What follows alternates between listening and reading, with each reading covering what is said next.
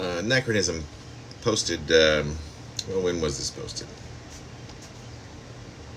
April the 5th, 2023. It was at least the first of two, I guess that's what it was. Number 3916 is called Heal. It starts with a quote. What the world needs now is love, sweet love. And that's Hal David, as sung by some famous, some singers you might recognize. Who sings that song? Anyway, that's killing me. Thinking of this week previous, the man's travels had taken him nearly through the heart of the desert, where he witnessed a seemingly miles-long line of leathery inchworms making its way through the endless dunes. Today, trying to keep it all together, he places his small square of cloth over a few of the stalks in the giant wheat field that he has allowed to envelop him, reaches into his backpack, takes out a small tub of food, mulligatawny soup. In this case, he sips without a utensil until the tub is empty. Too much turmeric, he thinks.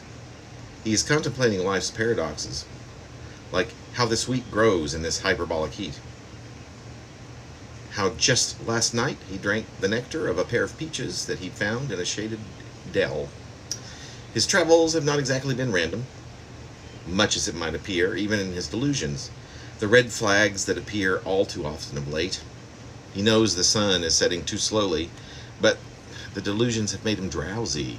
He removes the pipe from his bag, realizing briefly the irony of the notion of quelling his delusions by smoking from the few remaining embers of tangerine dream. He places himself squarely within the milk way in hopes of more irony, settling his senses, becoming a bit more grounded as sleep inevitably comes. He dreams of the cliff dwellers with whom he spent weeks earlier. Was it really the winter? Seasons are such useless bits of nostalgia, he thinks. He sings as he slips into a dream in which he is in a vast and scorching emptiness, wearing tattered clothing, dripping in sweat, and having nothing else in his possession but a wishbone, which turns out to be only representative as he tries to break it, as if only the good luck might prevail over the hand that holds that shorter end. It won't break. He's worked himself into a sweat trying to pull the bone apart, before realizing that it's a sculpture, an artist's rendition, perhaps of a sculpture. When he, awakens, finally, in the heat of the night, in the middle of the field of wheat, standing still, for lack of any breeze with which the tall stalks can commingle, he has in his hand the wishbone sculpture.